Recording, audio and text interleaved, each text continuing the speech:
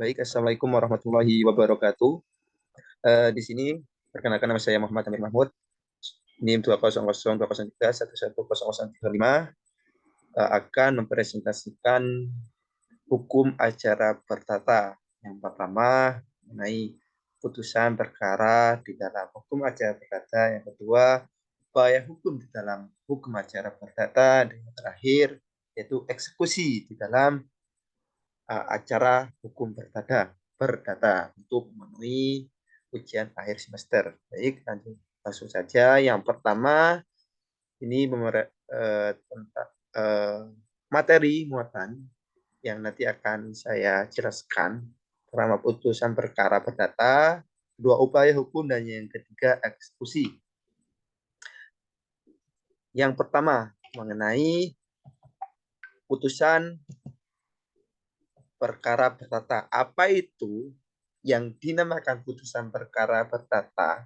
Yaitu putusan perkara yang mana hasil dari proses peradilan dan proses pemeriksaan fakta, pengumpulan bukti, dan mendengarkan argumen dari para pihak yang bersengketa dan menerapkan hukumnya berlaku untuk mencapai keputusan akhir. Jadi putusan perkara perdata itu dilakukan oleh hakim dan dilakukan di tempat hakim tersebut, yaitu di pengadilan. Sebelum memutus, hakim itu wajib melakukan pemeriksaan dan melihat bukti dan mendengarkan para pihak.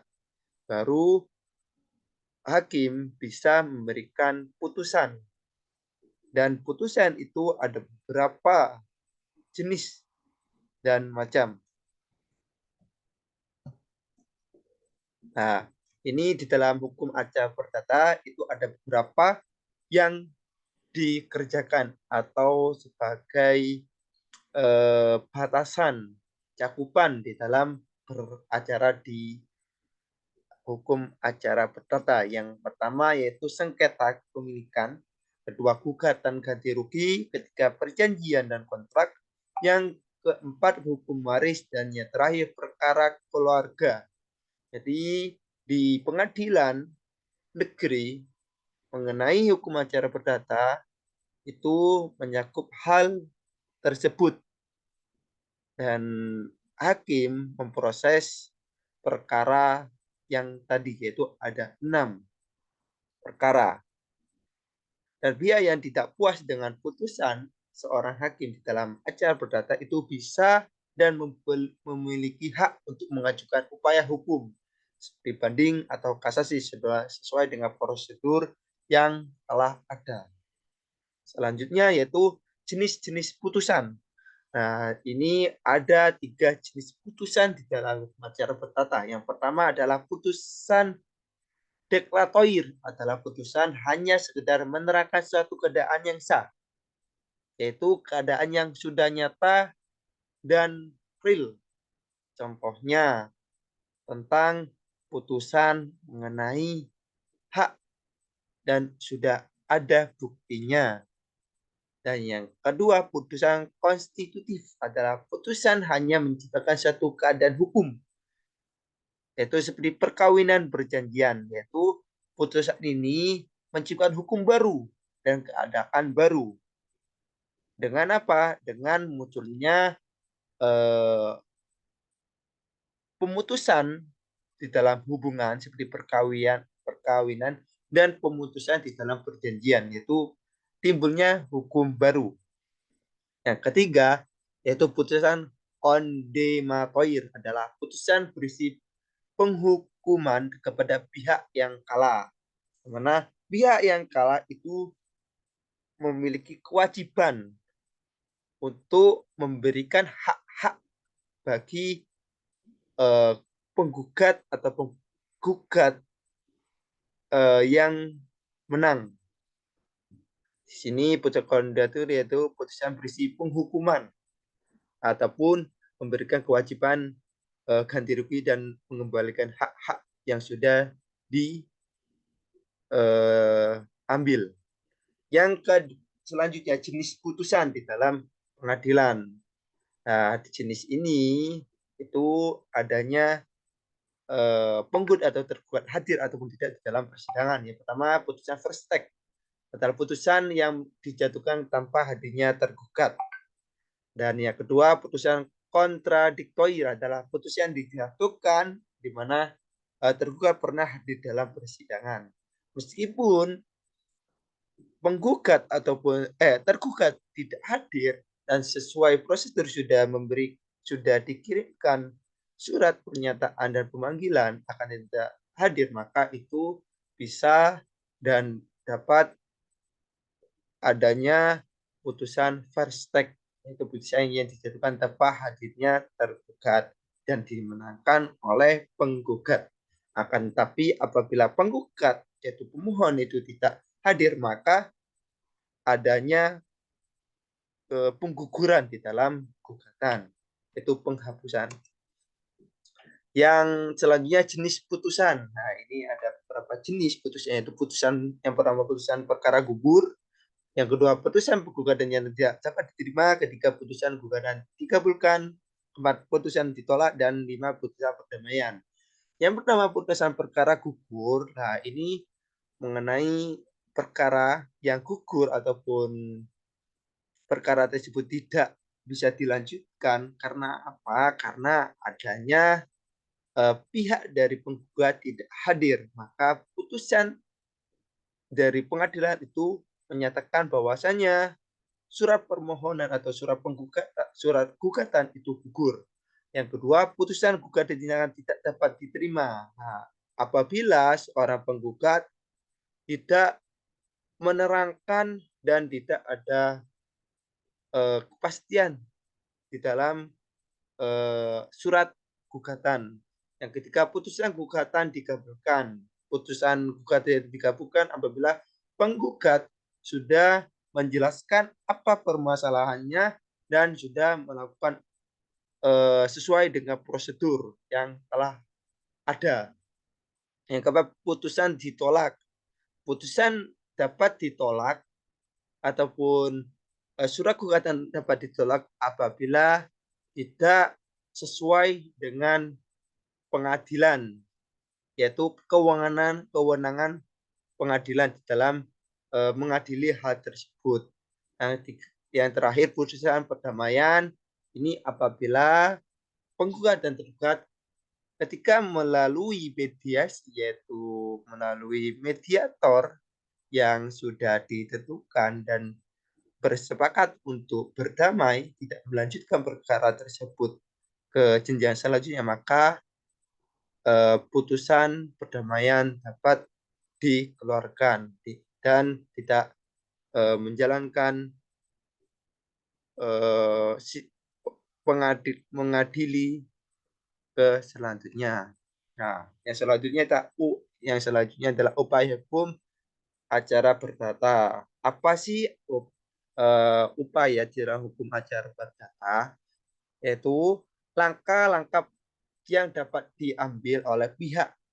Nah, pihak ini bisa pihak dari penggugat ataupun tergugat yang tidak puas dengan putusan pengadilan dalam perkara perdata. Tujuannya apa dengan adanya upaya hukum acara perdata? Yaitu tujuannya untuk mengajukan permohonan peninjauan kembali atas putusan yang dikeluarkan oleh hakim dan perubahan terhadap putusan tersebut. Intinya dari upaya hukum adalah apabila salah satu pihak penggugat dan tergugat itu tidak terima dengan putusan tersebut, maka bisa mengambil upaya hukum ke selanjutnya, yaitu peninjauan kembali dengan apa? Dengan banding. Ya, nanti diterangkan. Ya, ini ada beberapa upaya hukum acara perdata yang dapat dilakukan. Yang pertama itu banding. Apa sih banding? Banding ya pihak yang tidak puas dengan putusan pengadilan tingkat pertama dapat mengajukan banding ke pengadilan tingkat yang lebih tinggi, yaitu bisa ke pengadilan negeri di provinsi tersebut. Yang kedua, kasasi. Setelah putusan pengadilan tingkat banding di pihak yang tidak puas, maka putusan tersebut dapat mengajukan kasasi. Kasasi ini diajukan kemana? Yaitu ke Mahkamah Agung. Yang selanjutnya peninjauan kembali. Nah, setelah putusan pengadilan telah berkekuatan hukum, tetap pihak yang merasa terdapat kekeliruan dalam putusan yang dikeluarkan oleh hakim, maka bisa kembali yaitu mengajukan permohonan kepada hakim ataupun permohonan peninjauan kembali ke pengadilan. Yang selanjutnya eksekusi putusan, yaitu jika tidak pihak yang menang dalam perkara mengalami kesulitan dalam menjalankan putusan pengadilan yang sudah berkekuatan hukum, tetap mereka dapat mengajukan permohonan eksekusi ke pengadilan untuk melaksanakan putusan tersebut.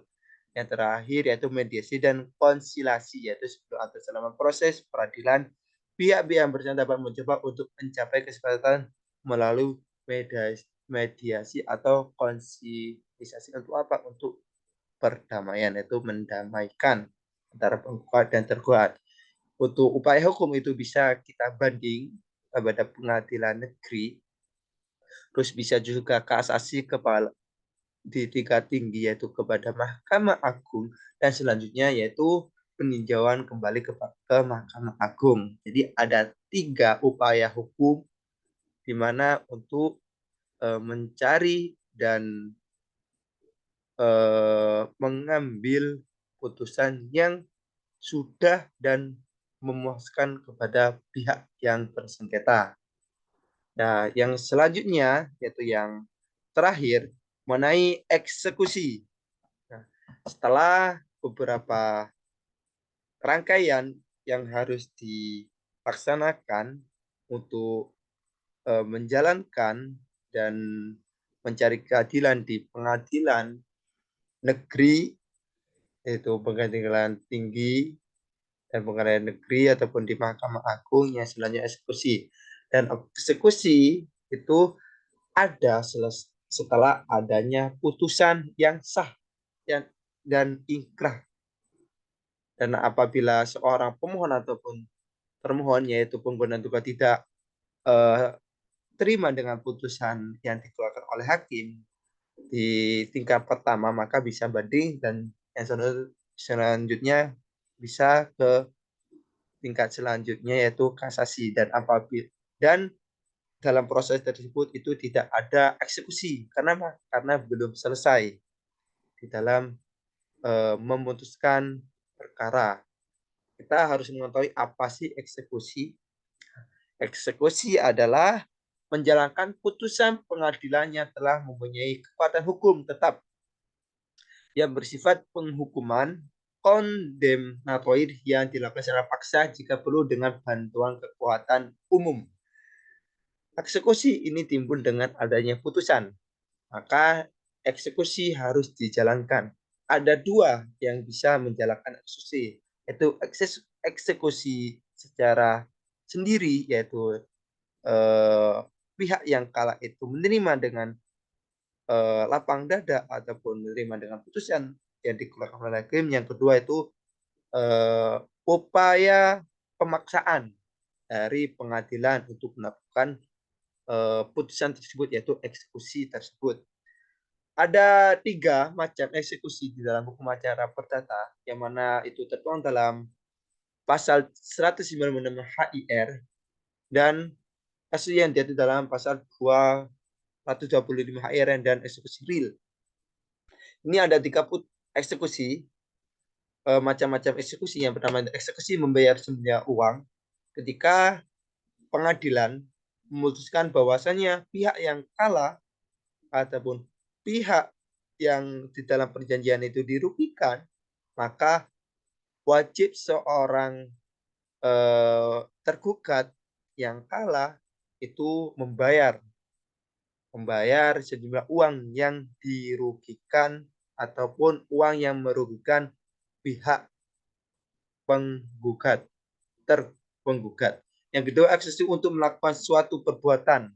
Eksekusi suatu untuk melakukan suatu perbuatan itu contohnya ialah dipenjara ataupun pemutusan di dalam perjanjian dan diberhentikan perbuatan di lingkungan atau perbuatan yang telah dilakukan. Itu memberhentikan suatu kegiatan.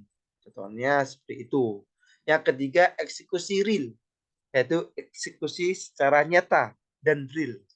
Ketika apa? Ketika seseorang itu kalah dan secara jelas mengambil hak-hak orang yang dirugikan, maka seorang yang um, pengrugi, yaitu orang yang merugikan, wajib mengembalikan dan wajib mengambil hak-hak orang yang dirugikan dan mengambil wajib mengeluarkan dan membayar uang yang telah merugikan orang penggugat, yaitu seorang penggugat tersebut. Jadi ada 3: eksekusi membayar jumlah uang, kedua eksekusi untuk melakukan suatu perbuatan, dan yang ketiga eksekusi real.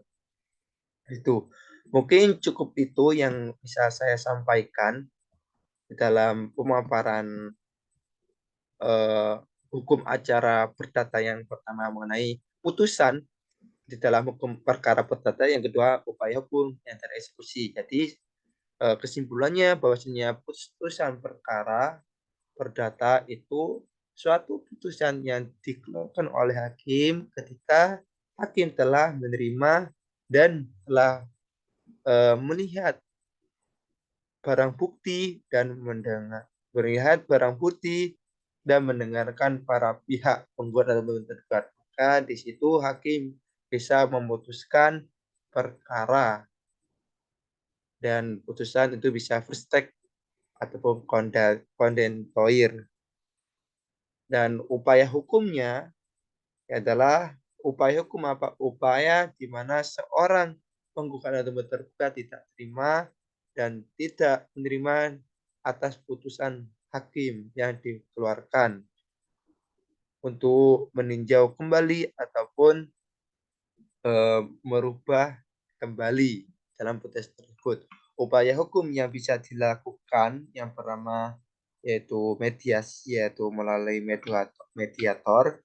Yang kedua bisa banding ke pengadilan tinggi yang ada di provinsi, dan yang kedua kasasi, yaitu banding lagi, yaitu kepada perkara diajukan kepada Mahkamah Agung, dan yang terakhir yaitu peninjauan kembali, itu meninjau dari putusan Mahkamah Agung. Dan yang terakhir yaitu eksekusi. Eksekusi menjalankan putusan yang telah dikeluarkan oleh hakim. Itu putusan yang sudah ikrah dan final. Mungkin cukup itu dari saya. Terima kasih. Syukron. Assalamualaikum warahmatullahi wabarakatuh.